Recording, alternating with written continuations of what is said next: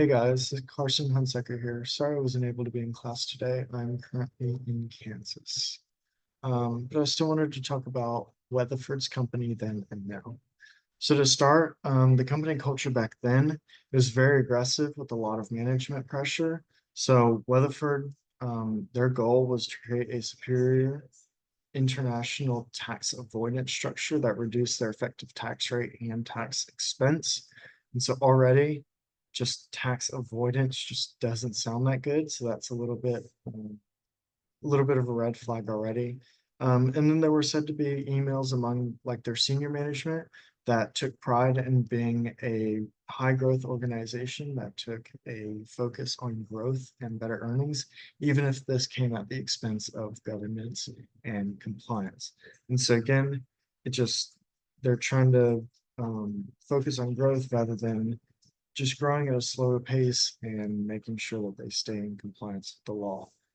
This is what Dr. Joseph says when these companies just grow too fast.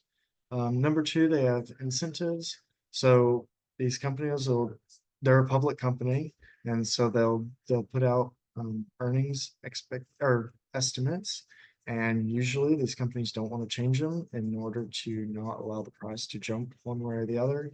So they're going to want to meet these Wall Street earnings expectations. And then again, like the C-suites and even the employees sometimes will get like performance bonuses based on how well the company's doing. So it just incentivizes everyone if they do that know that they have like a lax or like a high growth mentality that the company expects to do good every year, and the employees know that they'll benefit from it. So it kind of incentivizes them to kind of push the limits on that, even for personal gain. Um, Third is the secrecy. So there was a lot of use of like code names and purposely mislabeling binders. And so a few of these examples is like if they wanted to reference Iran, they would say Dubai across the water. And that was the phrase used to reference Iran.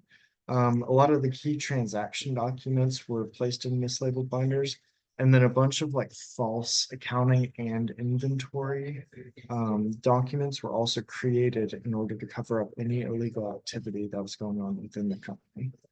And finally, there were very loose internal controls, so there's no system in place to catch any of these problems.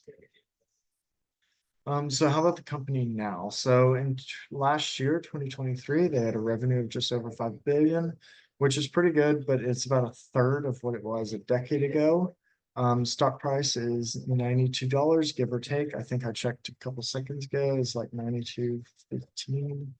Um, Market capitalization is at 6.74 billion, and a PE, a price to earnings ratio, is 13.73, which is actually pretty good. 20 to 25% is said to be average. You've got companies like Apple that are like 33, 35, somewhere around there.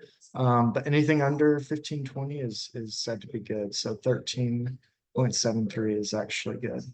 And now the company is focused on financial stability and technology innovation. And so in their 10K last year, their annual report, they said that the company culture was focused around four core values, which is passion, accountability, innovation, and value creation. So passion is just being energized by their work and being inspired to impact the industry for the future. Accountability is operating with integrity. Innovation is delivering advancements to propel the company, industry, and consumers forward. And then value creation is just long-term value for the shareholders. Also in the 10K is a mention of a compensation program, but it explicitly says that um, it'll they'll perform these stock compensation all the way up until like to discourage excessive or unnecessary risk taking. So they do want to encourage their employees, but they want to make it aware that they'll only tolerate like an acceptable amount of actions. So it seems like they are aware of the past and they're just trying to avoid repetition. This is a better scenario than a lot of other fraudulent companies that just go out of business. So they are still operating, they're still public. You can buy their stock. And yeah, so this is just a good example. Just to be careful of what management says, to look out for a few of the red flags, especially with a fast-growing company and a kind of a pushy or yeah, like an aggressive management, I should say. So anyway, thank y'all for